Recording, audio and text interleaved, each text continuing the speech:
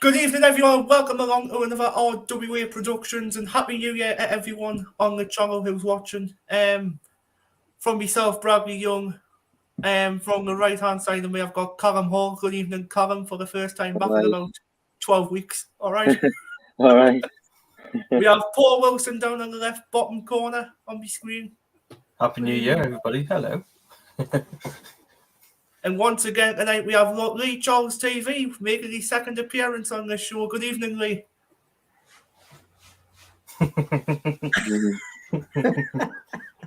Where are you? Got a drum roll for me. That was some we are saying dance moving. I'm here. Blackpool are in the house. Blackpool are in the house. Blackpool's a shithole. We want to go home. That's what you're all singing at us on Saturday. We heard you outside the ground. Blackpool's a shithole. We want to go home. Fucking everybody says the same thing. You bunch of wankers you are. Sunderland fans, there you go. Fucking Blackpool's a shithole. You love coming here. Do me head in, honestly. You love it. It's the first, honestly. You look at the thing, oh, when are we playing Blackpool? Yeah, get over there. Get to the arcades and the pleasure beach. And you come in and all you do is slag us off. How are you all? Happy New Year, Sunderland. Right, anyways, let's get into this video. We have a few things to talk about tonight, about recalls. We've had a few things about striker signing close. We've got a bit from Blackpool, a talk from Lee Charles for you all. So it's a bit of a night tonight. So it's going to be fun. Well, fun-filled show. It's a fun-filled show indeed. Yeah. So the result on Sunday finished Blackpool 1, Sunderland 1. It did indeed. And we're going to get the Blackpool fans' verdict, Lee Charles himself. What's your thoughts on that game, Lee Charles? Could you be able to tell us? My thoughts on the game were we played really well first half, and we were the better team first half. And you look like you'd been on the lash all night long, to be honest. And I said at half time that Sunderland are a good side, and I just feared you get a rocket up your arse at half time and you come out a different team, and that's how it was. And second half, it was like a training game for Sunderland, to be honest. You were just all over us. You were so unlucky not to get 2 or 3. I mean, there was 2 balls that came across the face of the goal that somebody diving in. One guy was diving the far post, another one diving in right in the middle of the. Both just missed them by, I don't know, by a midge's dick, basically, didn't they? I don't know how they didn't get to him. So we survived it. We got a point, but a point's no bloody use to us at all. We needed all 3 points, to be honest. A point's more valuable to you where you are at the moment, because if you can win all your own games and draw all your away games, you'll go up. You'll be in the playoffs, won't you? That's a given. But when you're down at the bottom, second off the bottom, points don't help. You know what I mean? They're all right, but they don't help. You've got to get 3 points. So disappointing. From our point of view, that we didn't take a couple more chances in. There was a couple of chances. Blackpool could have gone 2 up at least before half time, but we don't score. We miss loads of chances, and that obviously, you got the equaliser. We hated the referee with a passion. It's a wanker, I'll say that now. I mean, he was giving everything to Sunderland, any little push, nudge, whatever. The booking on Callum Connolly, the first one, it was a throw into Blackpool, not a throw into Sunderland. I don't know how the referee couldn't see that the Sunderland player just first of all kicked it and then kind of knocked it off as he was trying to control it and just took it off the pitch. But he gave you a free kick, which all the Blackpool players were going mental about. And then obviously from that throw in, Callum Connolly got his first booking, which wouldn't have been a booking. And then, of course, the twat of a referee then has to send him off in like the 93rd minute, which just for fuck's sake, give us a break. You know what I mean? Really, we get a player every week sent off. Just can't be doing with it. It was 2 of the softest yellow cards ever. And you can, I go back to the first 5 minutes where you just took CJ Hamilton out. You're like, I've never seen anything like it. Just completely shoulder barged him, nowhere near the ball, just clattered him out. He went flying into the hoarding boards at full pelt, and Nobody saw it. The linesman who was like 2 yards away missed it somehow. The referee didn't see it. Nothing given. No free kick. Just honestly. So that sort of set the tone for every Blackpool fan, thinking, here we are, we've got a referee. And I think it is. I've said it loads of times that I think all the referees have been to Blackpool as a kid on a bad holiday. They just fucking hate us because it just, honestly, they give us sweet Fanny Adams all the time. So that's my rant about the referee. Thought Sunderland, I thought you looked a good side when you played second half. I think you've got a chance. I think you've got a really good chance. You know what I mean? If you get into the playoffs, I know there's big clubs in the playoffs, but there's not really any bigger clubs than you in the Championship. Fan base wise, is there? There's not many that can get 50,000 odd in the Championship. I don't even think the other. It would be in it really. You're talking about possibly Norwich, possibly who would be up there? Well, Burnley, obviously, they can't get 50,000. I think you've got a chance. I think you've got a really good chance. I thought you looked a good sign. I think you've invested well. You bought all the players that we wanted because that's what Sunderland do. Whoever Blackpool's looking at, you come along and outbid us all the time. You got Ellis Sims, who we were desperate to sign back because we love him here. We had him. He got us up from Division 1 and we absolutely adored him, and we wanted to get him back last season, and we were the board put the biggest bid ever, I think, to get him here, and Sunderland came along and just pipped us. We wanted Dan Ballard. We offered 50,000 like we do, and you offered 4.5 million, so we're no chance with him. So it's all good. We love Sunderland, we really do. We love it, and we love you. You're our favourites. And we did watch Sunderland till I die, so we know the pain you go through. So we watched it. We watched it all, so we have a bit of a sympathy with you. But I just wish you stopped nicking all our players that we're after. We're not telling anybody anymore who we're going after because it's always Sunderland come in. It's like, Blackpool going for them, right? We'll have him. He's got to be good. So it's all good. We're all happy. I hope you're not after Sam Surridge because we're after him. I hope you're not after him as well. Who are you after? Hands off. Sam Surridge from Nottingham Forest. Sam Surridge. No, we won't get him. They're another bunch No, of but twats. Burnley is. Burnley's They're after another them bunch as of well. twats. Forest. We've got them on bloody Saturday. We hate them. We really do. Well, they're mean bags, aren't they? They're absolutely mean bags. They signed 250 players for the Premier League, and then they couldn't stop. They had to have Josh Bowler as well. They didn't really want, but they just sent him out to Greece. So our best player that we all loved and adored, and Jane's never got over the fact that he's gone because she's waited 30 years for Josh Bowler, for a player like Josh Bowler to play for Blackpool. And Forest come in, they buy him, and they don't even want him. How many players did they buy? 25, I think it was, or something, was it? But they had to buy Josh Bowler at the 10 minutes to go at the end of the January transfer window. They come in for him. Twats. Absolute twats. Keisha Cameron Jude on the live chat there says in the first half, I seriously don't get how Ahmad Diallo hit the crossbar. Yeah, he hit the crossbar in the first half. Yeah, you hit the crossbar in the first and the crossbar in the second, didn't you? You hit it twice. So yeah, you could have won that. You could have won it quite easily, really. But it wouldn't have been a surprise if you'd have won it, to be honest. You're fourth and we were second off the bottom. It wouldn't have been any surprise. I didn't think we'd win, but we do seem to have a bit of a hoodoo sign over Sunderland for some odd reason. We're a bit of a bogey side for you, aren't you? You can never kind of beat us somehow. I don't know why. I don't know why that is. Even in the Premier League, you couldn't beat us that day. I think we pulled off about 50 world-class saves, didn't we, or something? I can remember it was just like the Alamo at Sunderland, and we had Matt Gilks in goals, and he just pulled off wonder save after wonder save. It was quite unbelievable. We beat you in the year we got promoted from the Championship. We just from League One to say, we beat you. We just I don't know. We just seem to be able to just get something out of Sunderland. I don't know why. Then you beat us in the cup as well, Lee, because we had Chris. Was it Chris Coleman? We had Chris Coleman. Oh yeah, I remember. Yeah, and of course the world famous Mickey Walsh goal of the season in the 70s, which was goal of the season on Match of the Day, was against Sunderland. So we do like you. We do like you. I think it's that thing with our sort of thing with Bob Stokoe, isn't it? Where he's. I notice you've got a statue of him outside the ground, haven't you? And he came to Blackpool. I can't remember if he went to you from Blackpool, or did we get him from you?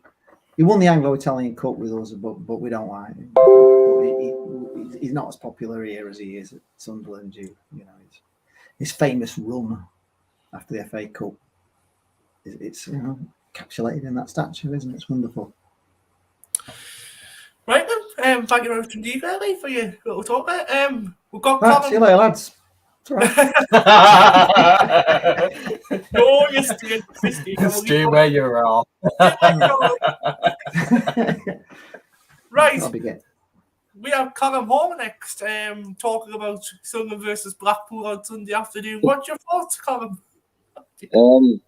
Well, to be honest, first 20 minutes, well, the first half, really, we didn't get out of first gear. I mean, we just looked sluggish, and we just didn't look the team that we played against Wigan on Thursday, just weren't the same. But, you know, there was a bit illness going round, and O'Nien didn't look himself. And I thought, God, this is going to be a bit of a horrible afternoon. I thought it would be a long afternoon for Sunderland, but Mowbray obviously got them up and running in the second half, and we looked good. We were really good, actually, and then we were unfortunate not to get 3 points, but it's a good point. I'll take a point against Blackpool. They're a tough side.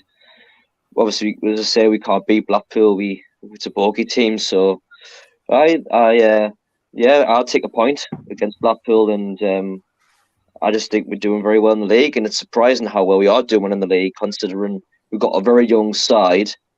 We've got a lot of loan players come in, but to be honest, we've done very well recruiting as well and investment. We've brought a lot of good youngsters in that have adapted well in the Championship.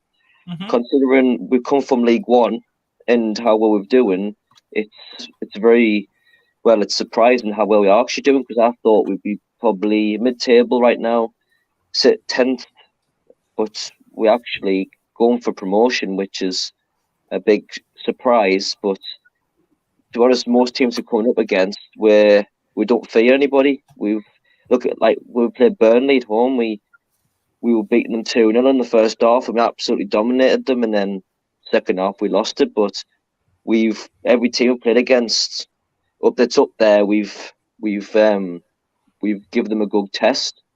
So yeah, I mean, it'd be nice to win on. Well, it would have been nice to beat Blackpool, but you know, as I say, a point away from home is not a bad result. And of course, you mentioned there about going for promotion. Obviously, we've got a young squad, and I think the youngest squad is about 22 years and something days, I suppose.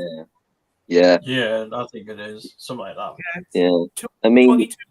The only worrying thing I've got is obviously the Ross Stewart situation. Our striker, our looking for a new striker, is if Roscoe does leave, which I hope he doesn't, but if other teams grab him for more money, I think it's going to be hard to get another striker in that can score consistently. I know we've been linked with Sam Surridge, but to be honest, he's not consistent. He's not consistent enough scoring goals. He's not that type of player that, you know, he can bang, you know, 2 in a game each game. But I think if Roscoe does leave, I think it's going to be a struggle. We are going to struggle. I mean, it's going to be a big loss. I mean, we've lost Sims. I mean, I know he wasn't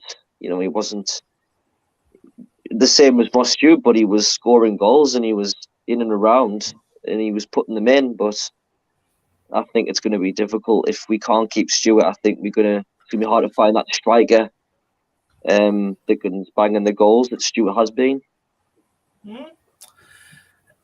Talking about Ross Stewart, we'll go over to Lee Charles about this one. Do you think Blackpool could actually go for Ross Stewart to Lee Charles?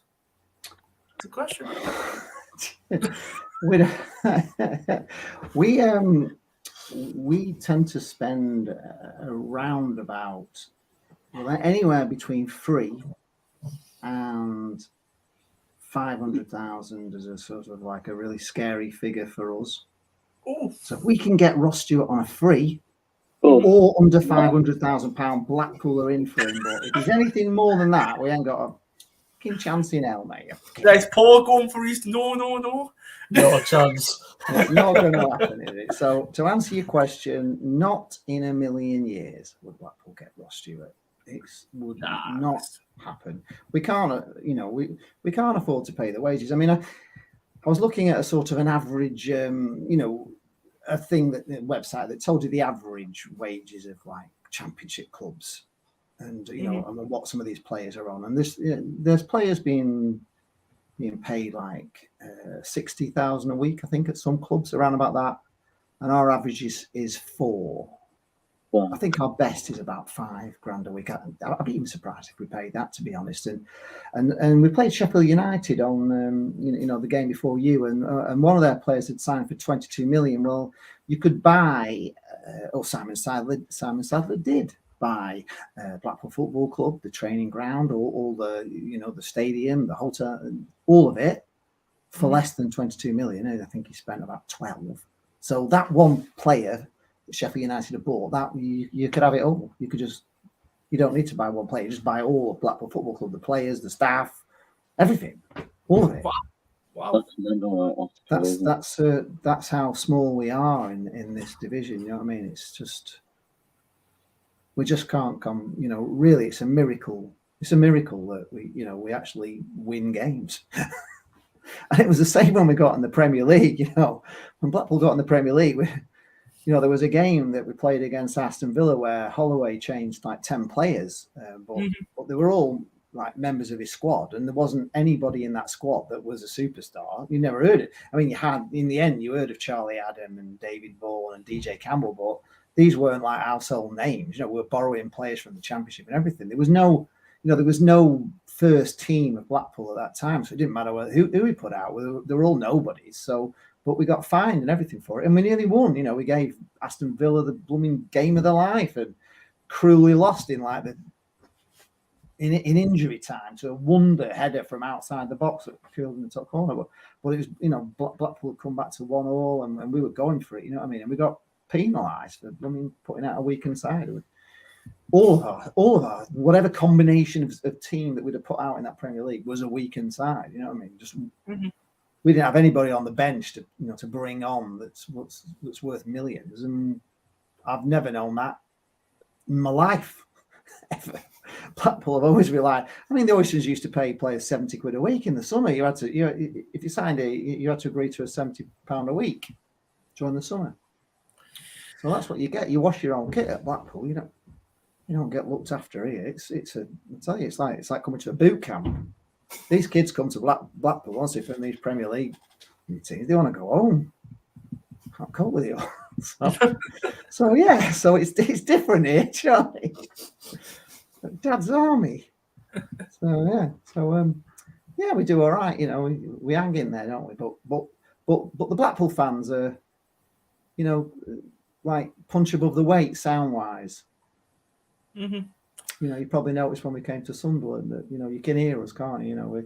We're loud everywhere we go, and Bloomfield Road, in spite of the fact it's only got 8,000-9,000 Blackpool fans in, it's quite loud, isn't it? Sings, they sing all the way around and everything.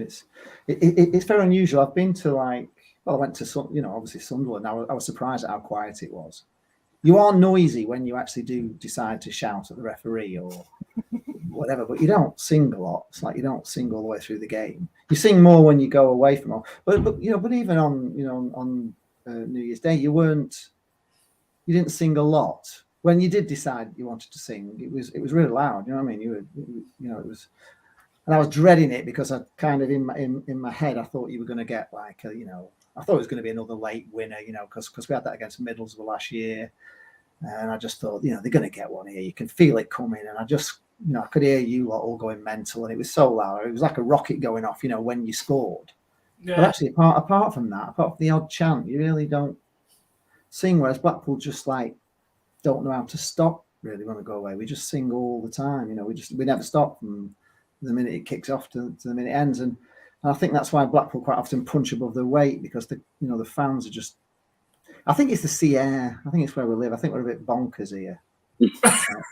That's what it is. We used to have a song we used to sing called "We Are the Nutters, We Come from the Sea," and we are Well, nutters, and we do come from the sea. We're absolutely crazy. So that seems quite an interesting song. yeah. Very interesting. We are the nutters, and we come from the sea. Yes, that's what we are. We're proud of it, and we have a good laugh as fans, on the team. We're pretty honest. We don't go rolling over too often. You don't see us writhing around in agony all the time, and we don't do much to waste time. We just kind of keep honest, but referees seem to hate us for some reason. I don't know why it is. I don't know why they hate us so much, but they do. But yeah, I like the Championship. If I'm being honest, I prefer the Championship to the Premier League. I don't really, because the Premier League is just so biased. It's ridiculously biased towards the big clubs, and it's not as many games. You don't get as many games, so you're having weekends off here, left, right, centre. You never play at 3 o'clock on a Saturday afternoon. It's a miracle if you do. You're on at lunchtime. You're on at 5 o'clock. You're on a Sunday afternoon at 1, 6 o'clock. You're on a Friday night. And I like to go to football on a Saturday afternoon. It's just how I like it. I found it quite weird in the Premier League and they move the games around, don't they, for Sky all the time? So you can't plan anything, can you, when you're in the Premier League? We were playing Man City on the Saturday. It was my little one's birthday on a Saturday. So we moved his birthday party, which was a swimming party at a local hotel. He was 8. And we moved it to the Sunday so we could watch Man City at home. And then they switched the Man City game to the Sunday, and we couldn't then change the booking back to Saturday. So I missed that one. I was at a blooming swimming party a day after his birthday, and that's irritating. The money is the thing. The money that you get from the Premier League, and it transforms. It should have transformed us. It didn't transform us because we didn't see a penny of it. But it is money that does transform your club. And from what I do speak to a few Sunderland fans, and this new owner that you've got doesn't seem to be like really popular, and yet he's got loads of money. He's pumping money in. I'm surprised you don't love him as much as I thought you would have loved him more, because you've got the money now to compete. When you get in the Premier League, you've got a really, really wealthy owner, and that's what you need. You need to be. I mean, look what's happened to Man City. Since they got taken over by the Emirates lot. I mean, it's just money, isn't it? The guy's got billions upon billions, and that's what you need. In the champ. But if we could get in the Premier League and then just take the money and run, then we'd be set up, for like being a decent Championship side with that money. But I don't know if we can ever get there again. It was a miracle. It was a real miracle. So, the £90 million that altogether, I think with the players that we sold and stuff, we got about 108 million out of the Premier League. And I can assure you it would have taken us about 50 years to make. In fact, we probably would never make that, because Blackpool tends to just lose, the owner has to put a bid in. It's not like millions he's pumping in, but it never runs on a profit. So that money would have been incredible. And it was so sad that the Oceans just took the whole lot. They just took it all. We didn't see any of it.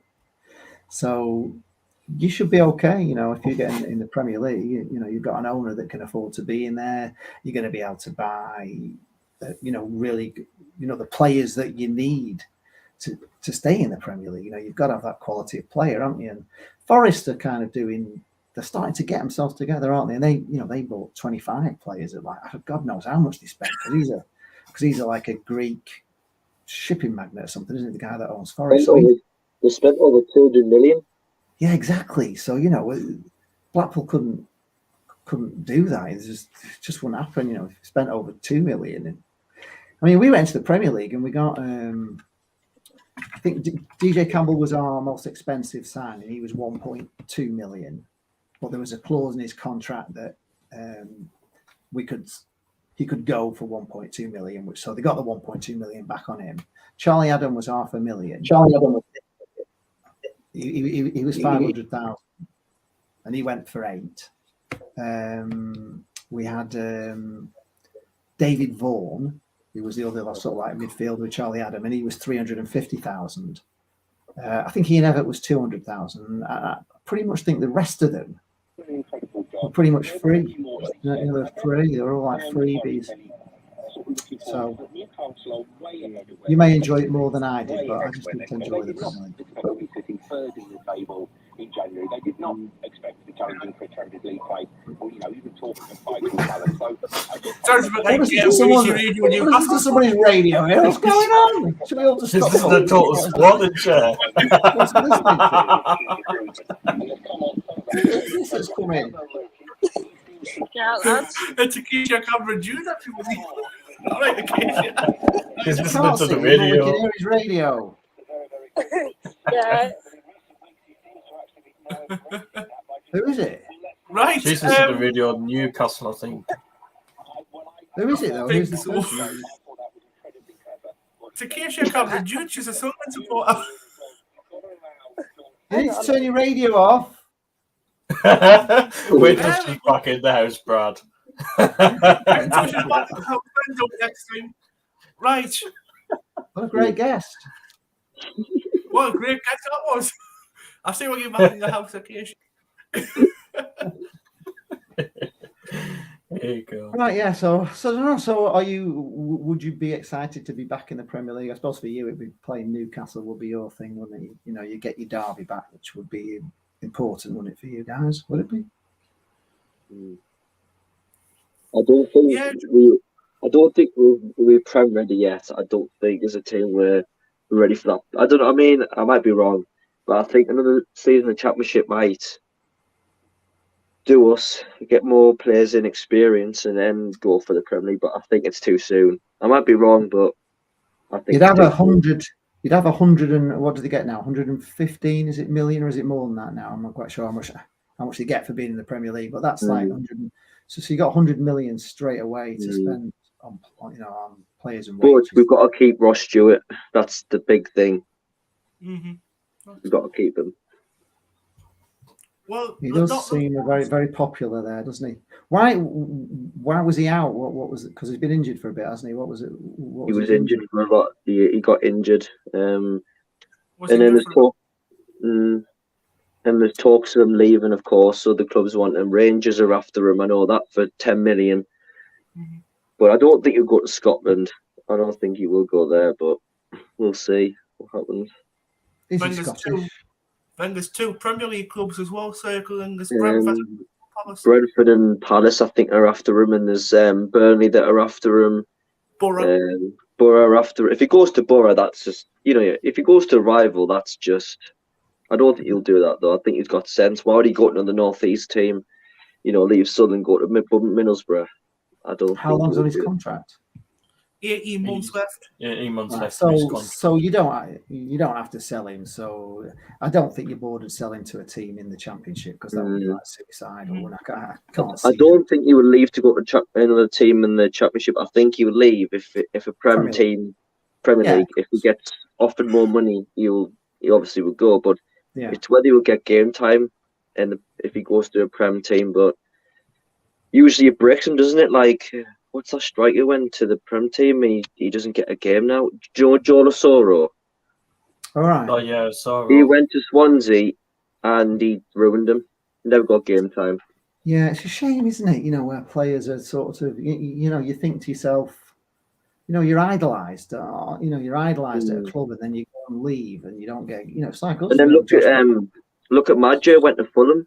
He never got game time for Fulham. He couldn't handle the Premier League, and he went to Bordeaux. And he doesn't get games either there. Wow, so he's just kind of ruined his career, where he was like idolised, and it's weird, isn't it? But I suppose at the end of the day, it's a short career, and they want to get as much money as they can. But half the time, it's just down to agents. It's the agents that turn these players, and they're doing the deals for them, and they're trying to get as much money. He had an awful agency anyway, Maggio. I mean, he wanted to stay, but. His agent wouldn't let him stay at Sunderland because he wouldn't pay the money, so he left to go to Bordeaux to get more money. Which, considering if we kept him, we would have probably got up that season in League One. But unfortunately, he left. It's just mad, isn't it? You think, why leave? When, why leave? It just doesn't make any sense, does it? But hey ho. So that's how it is, and like I said, I think it is just the agents that cause all these problems with players.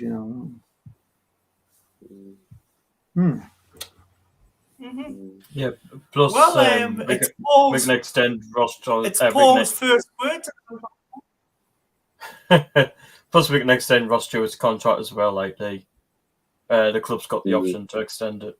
Oh, year option, yeah. So why would they sell him to Burnley? That would be just ridiculous, wouldn't it? You just wouldn't want to sell him. You wouldn't want him coming and playing against you, would you? In this season, it's just not something. But like say, if he's going to a Premier League club, it's just good luck to the lad, isn't it? There's nothing you can do about that. Everybody wants to play in that Premier League, and I would blame. I mean, to be honest, I wouldn't blame him if he went to a Premier League team. I wouldn't have any problem with it. I mean, good luck to him. But if he went to another Championship team, left us, went somewhere else, that would annoy me. Yeah, it's the same here. Yeah, it was actually my first visit to Blackpool actually on Sunday. All right. And I actually thought we deserved that point. Actually, I would have took 7 all festive season anyway. But yeah, you did deserve the point. You actually probably deserve to win it in the end. You played that well in the second half. But I always say a point on the road is good. If your home form's good, it's okay to get a point on the road. But like I say, you've had you'd already had 2 wins, haven't you? So 7 points out of 9 is God. If you can continue in that sort of vein, you're going to be there and thereabouts, aren't you? In fact, you could even go up on that sort of form.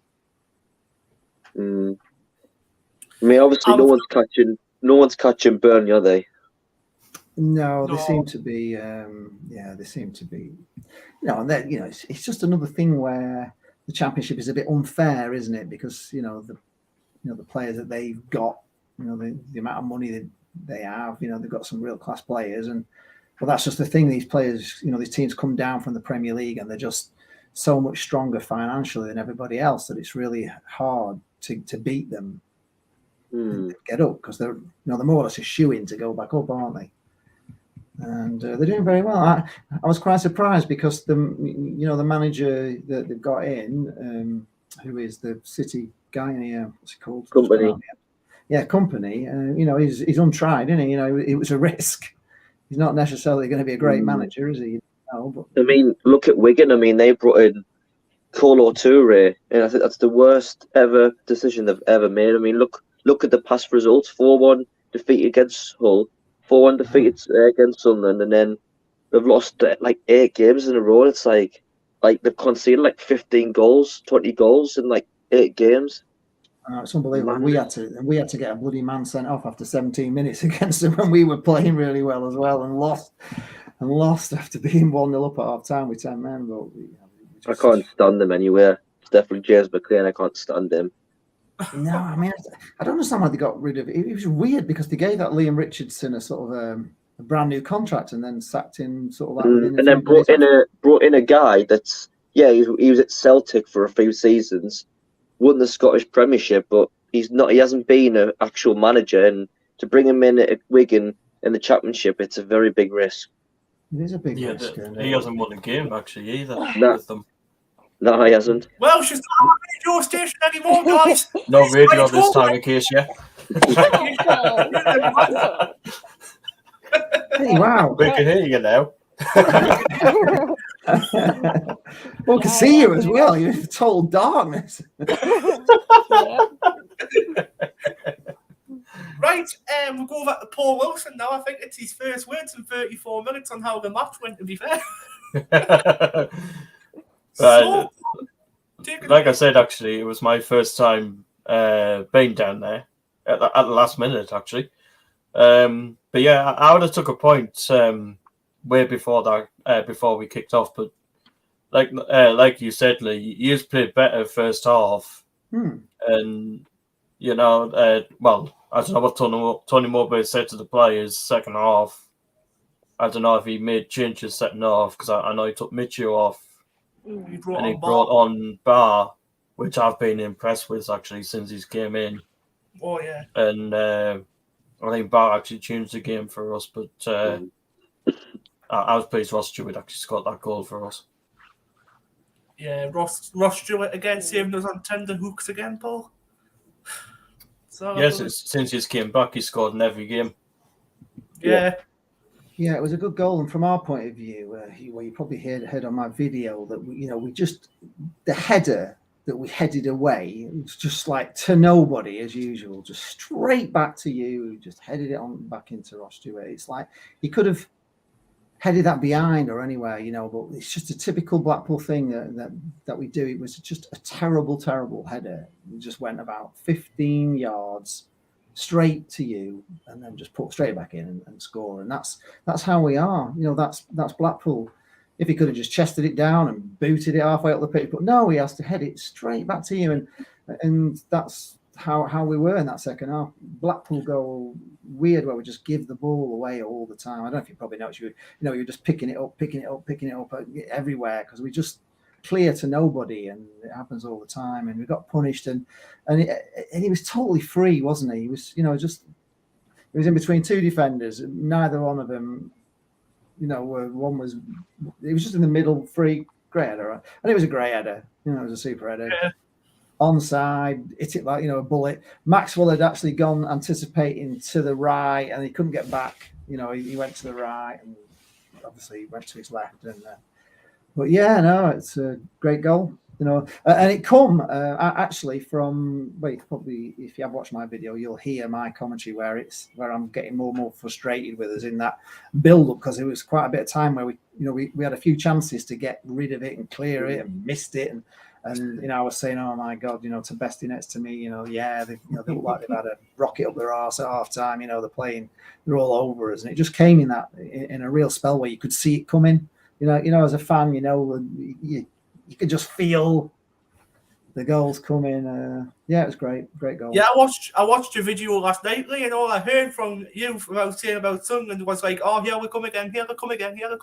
Yeah, here they come. Yeah, they're going to score. I was convinced they were going to score. I said, they're going to punish us, and it came across, guy flying into the far post, just misses it. And, honestly, there's a ball goes over to the far side. He heads it. We managed to get a block in somehow. It was, oh God, it was. Yeah, I watched your video as well last night. Yeah, it was the Alamo. Well, I'm saying, I believe 1 minute to go, but Christ's sake, blow the whistle. I felt like going down on my knees in the stand. The ends, they thank the Lord, that's over. Christ almighty, it was horrendous. So, yeah. Right now we go over to DJ ACG, known as Acacia Cameron Jude. Yes. What's your thoughts on Sunday's game, Acacia? What was your thoughts? So, obviously, I said in the chat, Amad Diallo, how the hell did he miss that in the first half? Hit the crossbar, and I was like, how the hell has he not got that in the back of the net? Mm-hmm. And then, I think it was the second half, we hit the crossbar as well, didn't we? I think. Yeah, we hit the crossbar again. I was just like, what? Why didn't we just equalise in the first half in the first place? And then we would have been in the lead in the second half. I think when he hit the crossbar, I think he was that close from scoring. Yeah, it was like that. It was like that close. I was like, I'm mad. Jeez, man. How weird. There's a few comments on the live chat. What am I going to read? Lauren Kelly says, hi, everyone. Right, Lauren? Hi, Lauren. Hello, Lauren. And she says, both of our lineups were getting over a sickness bug. Yeah. Here we go. Luke Online had it. I think Dan Ballard had it as well. Do you know how many players we've got out? Yeah, because Tony Mowbray said after the game that 09 didn't train before the actual game. No. Thank God you had a sickness bug. And I think it's Blackpool's 8th red card of the season this season. Right. It is 8, yes.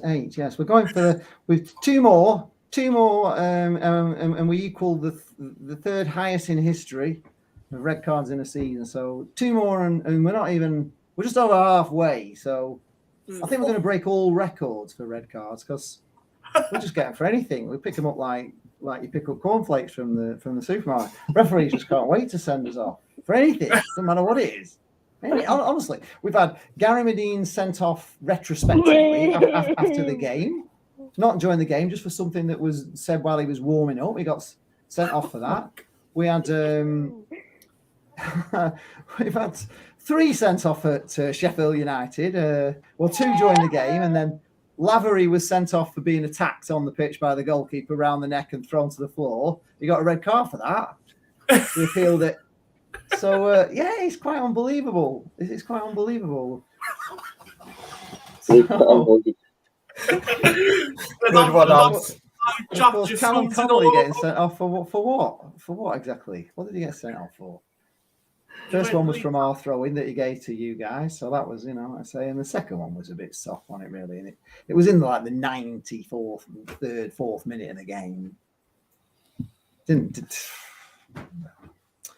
Words fail. Well, Anthony Mackham's just had a comment in live chat. He's just says, Lee Cattermole your coach? ?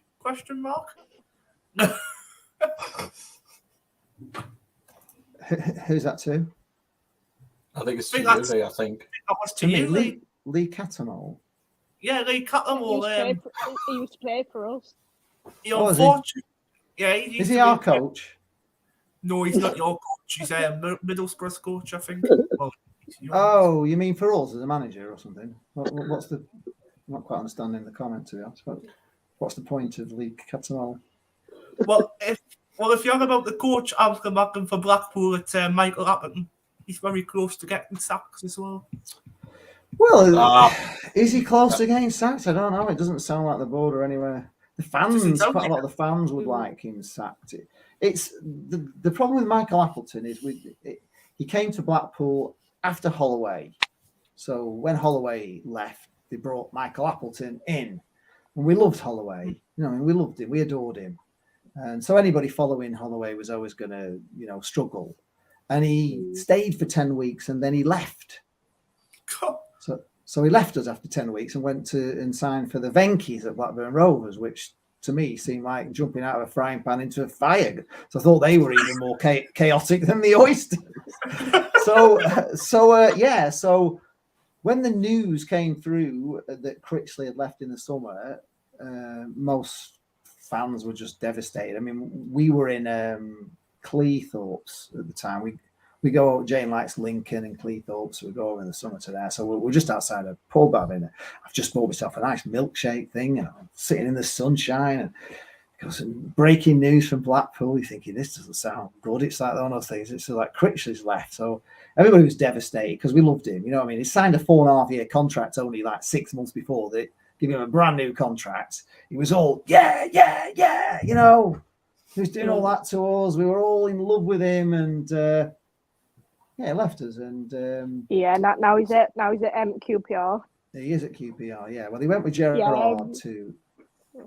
But we once we heard that it was Appleton, most of the Blackpool fans were just shocked. Really, to be honest, they couldn't believe that it was Appleton. So he wasn't a popular choice, and he's been up against it really ever, since that time. He's been, Blackpool fans were not keen on him, so it's not helping really, to be honest. But I kind of like him as a guy. He's all right, I've got nothing against him.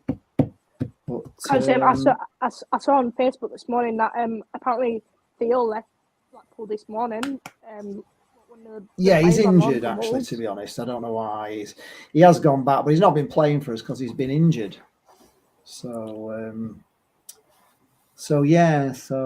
we've got a few of the lads that have, we had 5 lads on loan, and they've either been injured or they've not really featured. There's only Patino and then obviously Paveda, who played on Saturday, but he wasn't turning up for training at all, so he wasn't getting a game. He just didn't turn up. He was for some other reason. But I don't know whether Leeds has sorted him out and had a word with him, but he's started towing the line and coming in and started to get some game time. But he's not a bad little player. But we haven't seen much of him because he's not played much. So Sorry.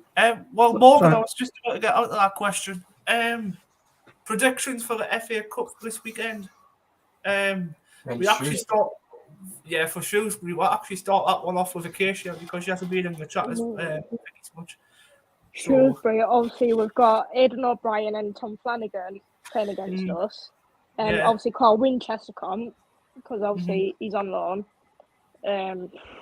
So I'm going to go with if Aidan O'Brien will score or 2-1 to us. 2-1 those, yeah. And someone's computer or something's just went off. I think that might have been me behind. I think it's my computer's behind. Something coming through on there. Anyways, I'm going to get off soon, lads. Yeah, you're totally. All right. You all right? You all right? Talking for a bit. I've done my bit.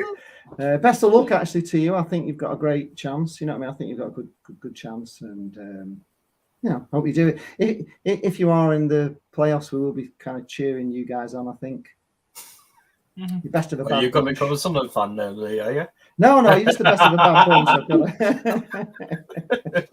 Well, British Squad always provide Jane with the acts and stuff, so, they're Sunderland fans, as you probably know. So, and we're in the box courtesy of them, in our Sunderland vlog, if you saw it, In fact, I've actually got the Football Tourist Guide. It's off.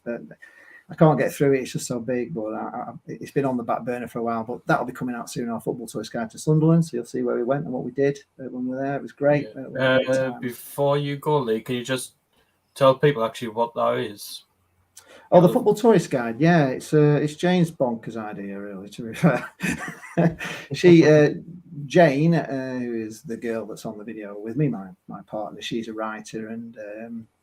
She reviews beers, so she likes sort of like a real, the tap stuff and chocolate, whatever, and all these kind of beers, and she reviews those and cask stuff and food and of course football in a blog, and so she wanted to do sort of like a review, which she's going to make into a book.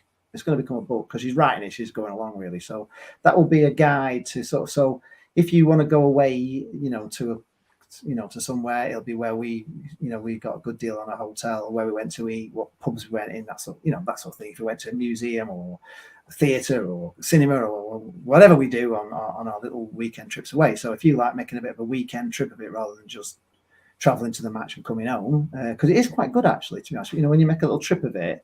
It's sort of like you have a good time, even if the match lets you down, because football does quite often let you down, but it doesn't completely spoil your weekend because you've had a good time. So it's the Football Tourist Guide. We've done quite a few now. We've been all over Bournemouth, we went to Hartlepool in the cup where we got beat.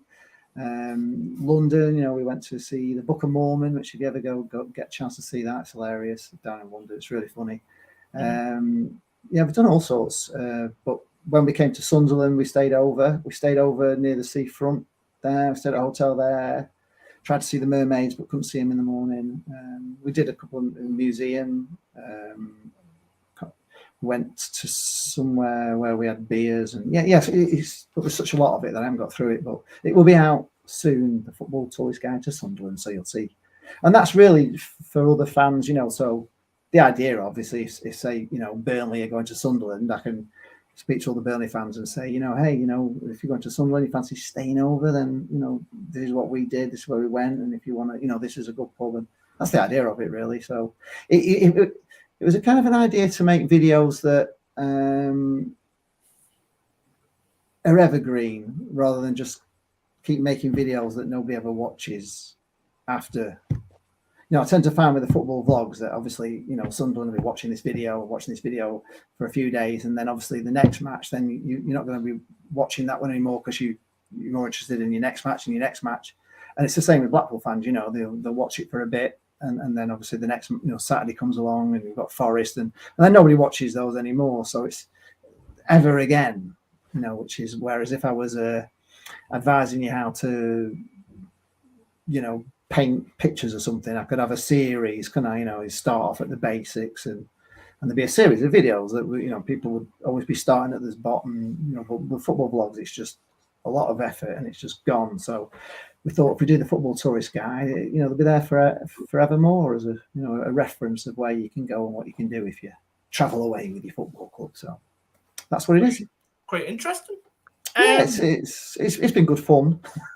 It's been great. It's like having a holiday. I've had more holidays, but it's a lot of work when I get back. It's an incredible amount of editing I have to do to make them up. But some good ones, yeah. If you want to check out some of the places, we went to Middlesbrough, but we didn't do Middlesbrough. We went to where did we go? Whitby.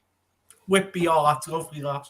Yeah, it was okay. We went to the Abbey and we did a ghost tour, which was quite good and survived. We didn't get eaten on it. Yeah, it was really good, actually. The guy that took us on the ghost tour, walking around the streets of, Whitby. And, of course, it's the home of Dracula, isn't it? Of Bram Stoker. So, it was really good. And we went in the Captain Cook Museum. That was a sad story about him, wasn't it? Really, I didn't know he got eaten by cannibals at the end. That's how they got him somewhere on some island and ate him. Which must have been really horrendous. He was amazing though. How he could sort of, his map of Australia, which obviously he didn't have a drone that could fly and have a look at everything. So he had to do it all by sort of compass and trigonometry and work, and his map of Australia, they still use it today. It was perfect. The way he worked it all out from every single code and thing, all just on sextants, and that's amazing. So it was very interesting. So we had a good time. And we went to the Magpie. I don't know if you've been there for fish and chips. The Magpie in Whitby. Rings a bell. Yeah, it's a famous chippy in Whitby. So so we went there. Yeah, it's great. So Been to Scarborough before, Emily? Did we go? I think I went to Scarborough. Yeah, I think I have been to Scarborough. Where's that near us? Is that near to you? It's actually quite close to Whitby. It's about 45 minutes away, 40 minutes away. Ah, right, okay, yeah. It's quite close. Yeah, it's all nice over there. We like the North East, just honestly lovely people. You are, the salt of the earth. It's great. It's just, it's like people. It's just people from the north, isn't it? It doesn't matter the northwest or northeast. We're just northern, aren't we? Yeah, down south, they're all a bunch of wankers, aren't we? Down but up here, we're all right, aren't we? We're nice people. So I'm playing Watford soon. Aren't you watching this Watford fan, Jules? Give me lots of stick when I get there. We can't get into Harry Potter as well. We were going to do Harry Potter for Watford. Oh, so. Harry Potter. Because I've been to the Harry Potter bit in Watford. I know. That's what we're going to do, but we can't get in. So we're just going to go on the coach, I think, now. But we may do it next year because we missed it. But we do want to do Harry Potter. Is it brilliant? Yeah, it's really good. Yeah. I was there in August. Yeah. I actually went on the tour. Oh yeah. Yeah, it was well brilliant. Worth it. Yeah, you recommend it? Yeah, I highly recommend it to show you all around Harry Potter world and stuff. Yeah. And everything. Yeah, it's good. Right. Well, we'll do it next time for our football tourist guide. But yeah, that was the only disappointment this year because we were bursting to do that. To be honest. Yeah. It'd be great, and obviously it is great, isn't it? So thanks a lot. Thank you very much. No worries. Please subscribe to Lee Strauss TV channel, by the way. I think he's on 6.6k subs, aren't you, Lee? 6,653 to be precise. Well, that was quite close. Not like I don't check every 5 minutes to see how many I've got. But thanks a lot to there's quite a lot of Sunderland fans have subscribed. I always feel a bit sorry actually for any other fans that subscribe and follow what we're doing, because it's kind of putting yourself through a bit of torture that you don't need to go through in your life. You know what I mean? You've already got enough stress following Sunderland. If you start following Blackpool, honestly, you need therapy after watching our videos, because it's so traumatic. I mean, we're living it, and we know it's traumatic. And I think to people, why are you following us? Because it just adds more stress to your life than you need. I think if I did support Blackpool after the game every time, I'd have to go straight to bed and go straight to sleep. And wake up the next day and go. Yeah, honestly, you need counselling. You need counselling following Blackpool. It's horrendous. So follow us at your own peril. Watch our videos at your own peril, because you will suffer the pain with us as we get late equalisers and late winners and men sent off. Red cards. All of it, all of it. We go with so much hope. We're like young children from Blackpool. We set off with, so happy and cheerful. We think we're going to do it. We come home, so, it gets bludgeoned out of us as we go along. So well, I'll make sure I watch Nottingham Forest video on Saturday. Oh, well, we hate Forest at the moment. So, but hopefully Jack Callback doesn't score against you. So, well, we're just, I'm not expecting any. I mean, they've got 25 players and they're all worth millions, aren't they? Even the second team, they're all bloody superstars. Even if you get Bowler back, it is rumoured that Bowler may be coming back for us as a loan to the end of the season. It is rumoured. I saw that yesterday. I'll believe it when I see it. It's not a done deal yet, but he's the only team. We are the only team he can actually go to because he's already played, 2 teams, so he can't go anywhere else. But to us, it's just sad they took him really, because they could have had him for free at the end of the season. He only, at the end of the season, he was walking away for now. So I don't know why because they didn't want him, did they? Doesn't make any sense, does it? They sent him out to Greece, and then they've not played him there. They don't. So what was the point, right? So sad. And he really is a good player. He's one that. I mean, Jane will tell you she's waited 30 years to see Josh Bowler. She's suffered 30 years of Blackpool to see a player like him, and she's in love. She was in love with him. She's still having. She still has bad dreams. He's gone. Nightmares that he's gone and left. So she's hoping he comes back, if only, just. And we never even got a chance to say goodbye. Well, we did actually, because we had a fans. There's a video where there's a fans training day, which I go and do, and I actually sit down with Josh Bowler. This is only 2 days before the end of the transfer window. I sat down with him. He comes over, he has a chat with me, tells me all he's not going anywhere, and he loves it here. Why would he leave? And bastard left. 2 days after that video, it's on you can see it. It's a Blackpool training day, and there's I think the thumbnail is me and Josh Bowler sat down with him, and so we did actually. Well, we didn't say goodbye, but we got a chance to talk to him. And Jane was up in the the sponsors loungy bit and chatting to him and telling him how much she loved him and how much she didn't want him to go, and he still went. So, well, that's agents. Can I just quickly say thank you for the 3 points from us Blades when we played you on Thursday. Oh, you're a Blade, aren't you? Yeah. Yeah. Paul, I knew you were going to do that. Bloody Blade. Jesus, I'm traumatized by the Blades. You just, honestly, what was that? What was that at Bramall Lane? The Battle of Bramall Lane. I've never seen anything like it in my life, honestly. It was unbelievable. You won't have seen it, guys, but we were playing Sheffield United. We're 2-0 down, right? We're 2-0 down at Sheffield United, and I'm thinking we're going to lose this about 5-0. You know what I mean? And we come back to 2-2 at half time, and then we actually have the audacity to go into the lead 3-2. And the Sheffield United players have lost their head. They've lost their heads. Honestly, they're making fouls everywhere. Every Blackpool fan was convinced that Sheffield United were going to go down to 10 men because your heads had gone. For some reason, the fact that we got 3 up, they'd lost the plot. Marvin Ekpiteta, for some ridiculous reason, decides to do a sliding tackle on the wing, which he never made, and it was red card all day long. Sends him off, so we go down to 10 men, and then your player pushes our player off the pitch into the advertising boards. Like at pace, if you go into them electronic advertising boards, it's going to work. He gets up, hits the ball in anger, it hits the guy on the legs. He gets sent off. We're down to 9 men. They get a penalty that never was. They hit the post. Comes out. It gets to the 98th minute. This is after the referee has given them something like 7 corners on the row. Half of them weren't a corner. It just kept giving him corners.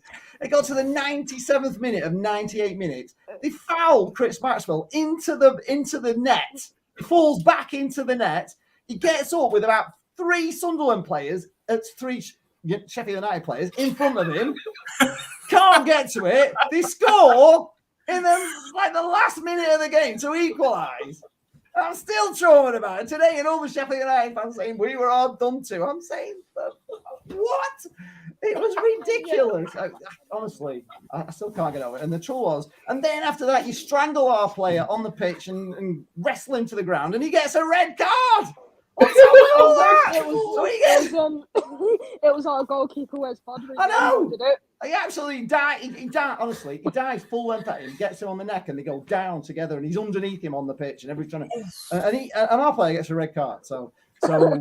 So we lost, players for quite a lot of players for the game after and the suspensions and stuff, and it just affected us. It really did ruin us, and it's got us a reputation now for being like this really dirty. It just wasn't. I mean, Ekpitetas was a red card because it was just mistimed, but it wasn't particularly dirty, was it? But it just it wasn't a dirty foul. It was just stupid foul, and that was a red card. But the sending off of Dom Thompson was so harsh. He merely kicked the ball in anger because he got up off the advertising hoardings that he'd gone actually flying. They'd gone over. Everything had gone over. Honestly, I don't know how he didn't break his arm or something. He had like a massive gash on his arm and everything. It was horrific. And, well, we gave you a game, though. Yeah, it was a good game on Thursday, Rob. But you were just it was just my mate at the end of that game says that when you're at the top of the league you kind of grind them games out and get the win, and when you're at the bottom of the league those are the games you lose, and really we didn't deserve to lose, and we know we gave you a good game because honestly Sheffield United honestly, they were silent for the whole of the second half. You never heard it. The pressure you were under from us must have been unbelievable. But you were just too good. We just couldn't get that equaliser. But yeah. But I was saying you weren't on before, but you've got one player that you signed. I don't know who he is. I think you signed him for 22 million. It's one of the players, but I can't remember who it is now. You could have bought like the whole Blackpool team, the stadium, the training ground, the hotel across the way for less than 22 million. All of it. Or you could have had all the fans as well. You could have bought us all for the whole package. Everything you had there in front of you was less than 22 million. That's the reality of where we are and where you are. You know what I mean? We're just Sanderberg. Sanderberg, that's it. Sanderberg, yes. He's worth more than Blackpool. The whole thing, lock, stock, shooting barrel. You could buy it off Simon Sadler. He'd sell it you today for 22 million because he didn't pay 22 million pounds for it all. So that's the difference of when you're all happy you're beating us. It's just think how much above our weight we punch. To be there, to even be in the Championship, it's a miracle at the moment. And there is plans that stand that you're in on that side. That's like it's a permanent temporary, but it still only has a safety certificate for about another year and a half. So they've got to build a new stand. So that's that's why we've not spent so much money this year, because they're having to build this new stand and a new training ground, which we've been waiting for about 30 years. So until we do those things, until we get those things done, we can only get. I think our capacity was 14,500 with the fact that they fenced off certain seats, haven't they? You can't. They blocked all them out. You can get 17,000 in if they didn't have all the seats netted over. But you had 14,000 on Sunday when us Sunderland fans were there. Yeah, that's more or less. That's about 500 short of capacity, I think. Really, that Yeah, you know. So when you're singing to us, your support is effing shit. Like, you've got it all. That's it. You can't get any. More or less can't get many more in. That's it. It's just. Well, that's all because of the oyster. You know, that's all because of what they did to us, and you know they didn't invest. In fact, they only built that stand that you've got there because they had to. They had to build that in the summer before we went in the Premier League because we had nowhere to put the press. So that stand was built just during the summer, and before that we had it was like a golf stand along that side, and we used to call it the Gene Kelly stand because it was the Singing in the Rain stand because it had no roof on it or anything. So it was just like a golf stand, and we had that for years. You know what I mean? So it's better than it was, but. Rightly, I think we've run out of time a bit now because we're going to talk I've talked forever. Get him off! Don't worry. Don't worry about it. Don't worry. It's been a pleasure to have you on for the second time. Right. All right, but if you're still in the Championship, you come next time and you have a good time. Don't sing Blackpool's a shithole. God, what the hell? What the hell? Lee, don't worry. If supporters come up to our ground, they sing that to us anyway. So yeah, but it's like you know.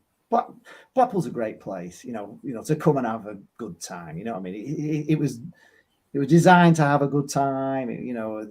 In the rain. Yeah, and in the rain as well. The Victorians actually who built it were pretty smart, really, because they built lots of things that were indoors. You know, so they built the tower, which was like 5 floors indoors. They built the piers that you could go inside. The Golden Mile could all be inside. And there was a lot of entertainment. There was a lot of theatres and stuff. Because I'm sure they. We went once, just very quickly. We went on holiday to Gran Canaria. If you've ever been to a place called Puerto Rico, you ever been there? I haven't been, but it's a nice place. I've been here. It's man-made. And what happened was the architect of the place just saw that the sun sort of shone all the time on this rock, so they just blasted it all out. And it's really sunny all the time. And I can never believe that the Victorians came to Blackpool and probably thought, God, it just about rains all the time here. Should we move this? Should we not maybe build it a bit further down south somewhere? Because I can't believe they built a resort that obviously it just rained all the time. Because it does rain a lot here. You know what I mean? We get a lot of rain and it wind, and it blows a gale. You know, you saw my introduction to Sheffield United. I almost couldn't stand on the promenades. It was blowing me over. And it's just, you'd have thought, no, this isn't the place to build a holiday resort. It rains. Couldn't build it in Gran Canaria where it's sunny every day. But, they did a good job with it, the Victorians, they did. And there's a lot of stuff happening. There's a lot of stuff coming in. There's a lot of stuff being built at the moment, so which needed being built. So the next time it won't be because it's bad for you. Right. Anyway, thanks for having me on. That's what you're doing. Thanks for listening to me. See you next season, Lee. See you next season. Yeah. I can pray. I wouldn't mind if we didn't and you were in the Premier League and we were still in the Championship. You know what I mean? I'm not bothered about that. I wouldn't begrudge you the Premier League because you deserve to be there, don't you? 50,000, you deserve to be in that league. Yeah. Who knows? We could be playing Blackpool in the FA Cup next round with Blackpool and Forest and we win Shrewsbury. We're not going to beat Forest. Come on. We'll be lucky if we can keep it under 5-0. So. Not when they've got Brennan Johnson. So. Yeah. They love Brennan Johnson. They told me, honestly, I went on the Forest channel with Dora, and honestly, at the time, they were comparing Brennan Johnson to Bowler and saying that Bowler wasn't worth, 10 bob compared to Brennan Johnson. And I was saying that, I didn't think Brennan Johnson was that much better. And they were saying he was a 25 million and Bowler was worth, what did they offer us? 2 million in the first. I think they offered us 250,000 at first for him in Forest. That was the first bid for him. He was like the best player in the Championship at that time, 250,000. So I didn't want him to go to them at all. We didn't want him to go to Forest. In fact, we thought he was going to Leicester, And James was quite excited because we could have done a few, we could have gone up to a few Leicester games just to follow him and done some of the football tourist guides that are in the Premier League, So, but Greece is a bit far in it, really, to go for a football tourist guide. And he wasn't playing anyway. Right. I'll show up now. I'll let you go. Have you all had your tea? Has everyone had the tea? No, not yet. No. Right, I better get on Yes. Right. Have fun, take care. Watch what Why you are you, doing, man? Lee. Why are you, man? See you later, Lee. Embrace. Praise the Lord.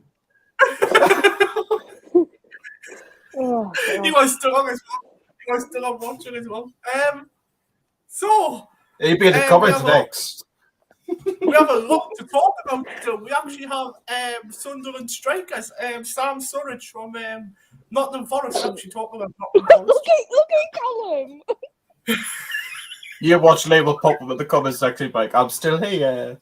Look at Colin, bless him. Actually, we spoke with him 35 minutes. Colin, bless him. He's trying to get a word in. Right, we'll have this one for Colin then. Sam Surridge, Colin, what's your thoughts on him?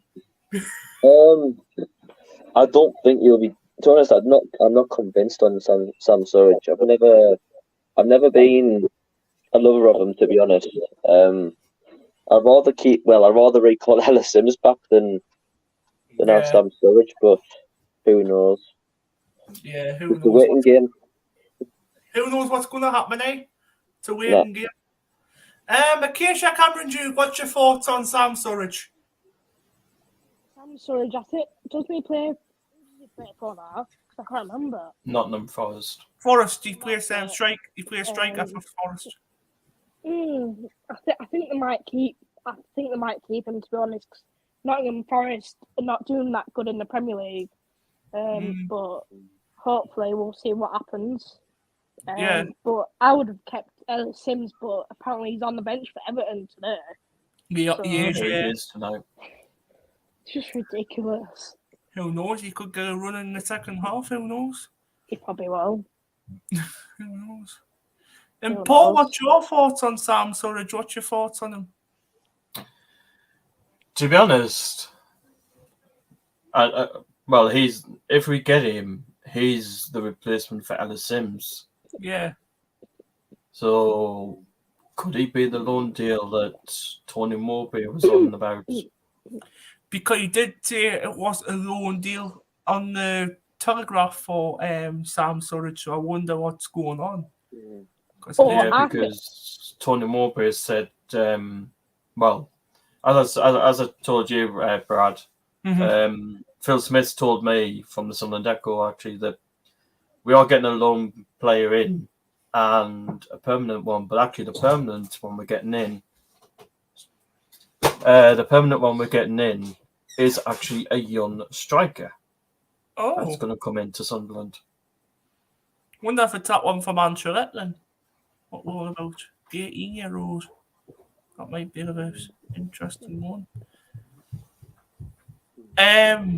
So FA Cup game this weekend, Shrewsbury versus Sunderland. We haven't talked much on it yet.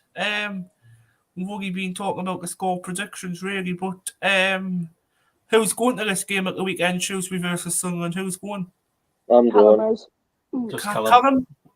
Not you, Acacia. I'm very surprised about you because because Matt, we couldn't get tickets for the game because obviously the sold out that quick.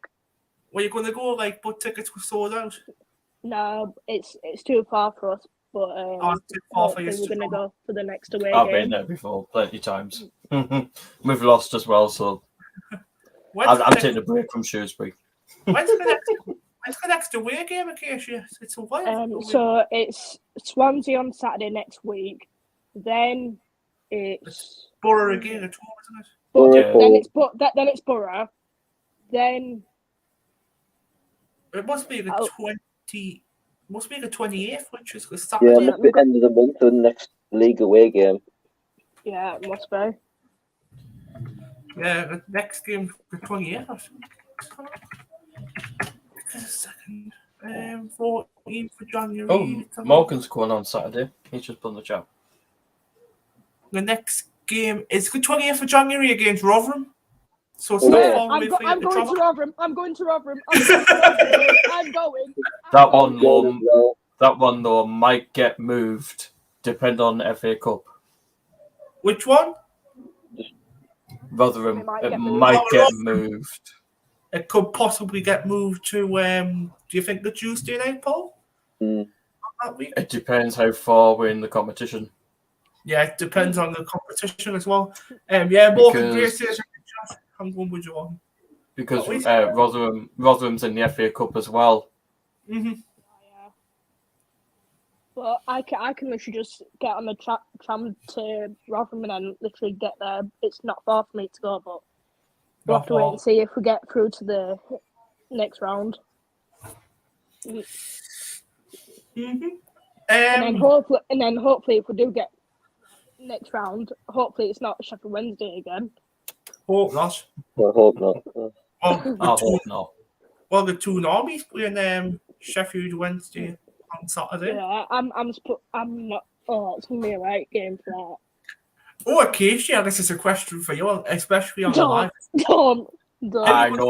I know what this answer is anyway, Brad. John, But go on, just John, ask her. John, I know what she's going to John. say. Question is, who are you going to support for that game? Are you going to support Sheffield Wednesday? Are you going to support Newcastle? Which one are you going to support? That's a good question.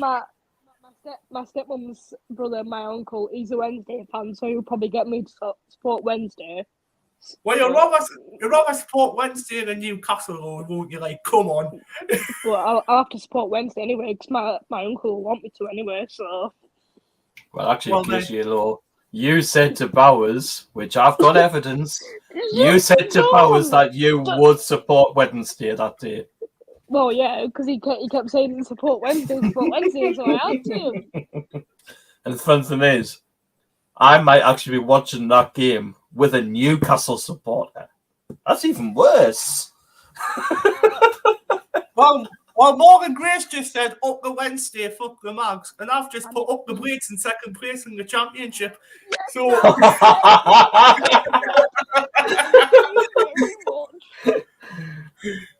No, scoreline that day because Alex Bass is in goal.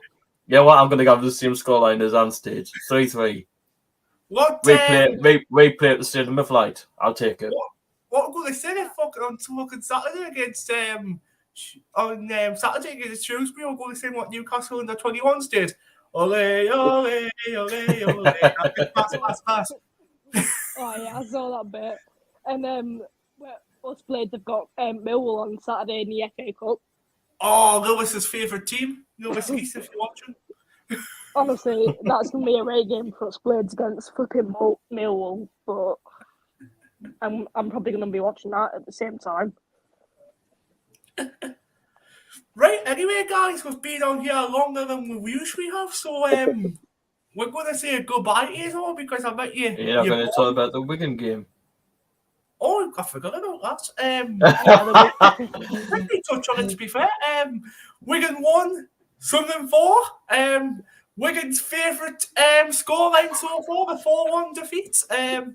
4-1 against Middlesbrough and 4-1 against who did get beat off yesterday? It was Hull City. Hull. Well, 4-1 against Hull, 4-1 against Middlesbrough and 4-1 against Sunderland. Well, I think the whole team deserves a fucking triple cheeseburger for the triple defeat. I've got to say, I went down to Wigan, right, and the players walked past me, and he had a burger in his hand. Oh, God.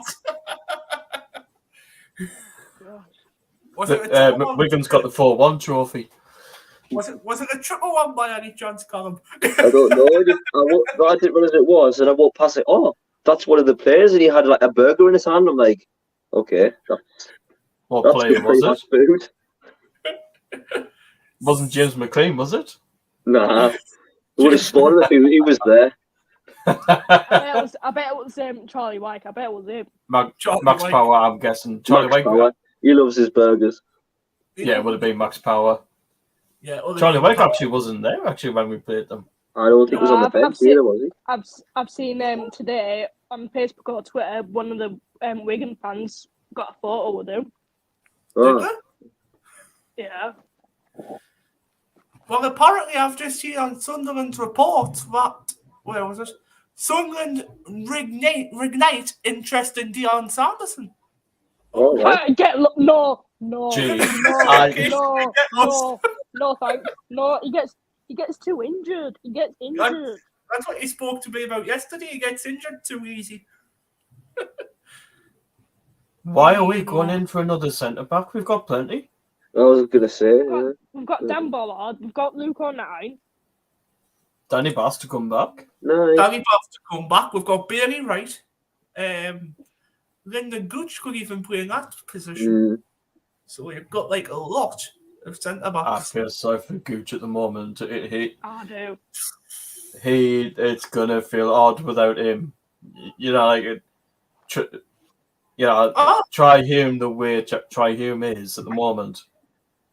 Yeah. And better late than never. Jack Lincoln in the live chat says, all right, yeah, I'm all right. Jack, yourself. Right. It's been, unfortunately, Jack couldn't come on tonight because he was busy, but he'll be on next week. What do you saying? What do you lads reckon about Ahmad Diallo? Because apparently Man United are trying to recall him back.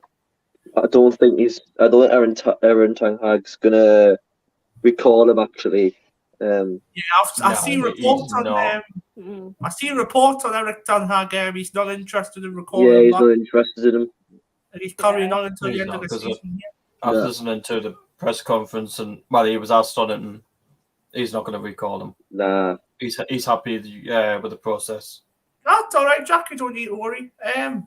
But before we go, I think Paul might know what time it is. Acacia might even know what time it is.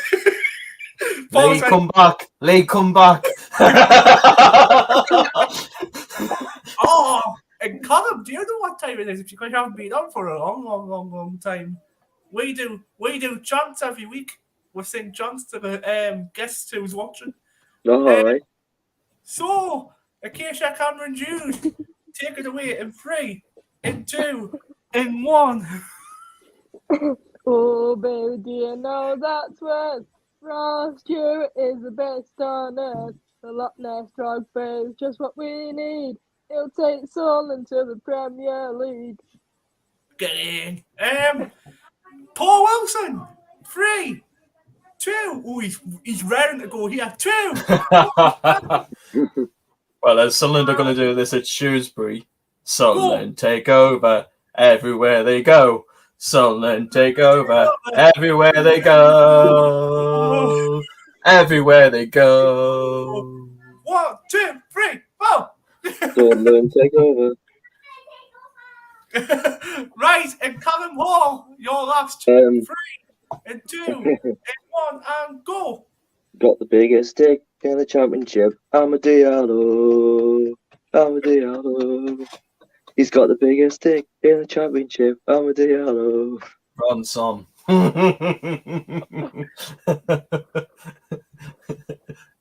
Go on, Brad. This is my one.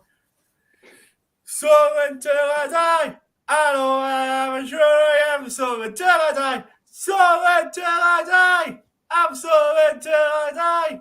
I know I am, sure I am. So until I die. Woo! Open right, where are we? Hey! Where are we? Right, where are we? Oh, you do the Tony Mowbray. Oh, no. I seen that on Twitter this afternoon. Yeah, it was on Twitter last night as well. Right then, guys, we've been on here for an hour and 23 minutes, so it's been an interesting night, nearly an hour and a half. So, from myself, Bradley Young, from Colin Hall, the Tesco man, from myself. Go ahead, Colin. From Acacia Cameron Jude, who is half Blades and half Mackham. So, see you later. Say you later. And to the Paul Wilson, who is the blocker of Twitter. Say goodbye, everyone, Paul. Goodbye, and see you next week. See you next Tuesday, yes, because we're doing it every Tuesday now, Paul. Yep. So take care. goodbye for now, and we'll see you on the 10th of Come January. on, Sunderland. Come on. Oh. Hey, hey,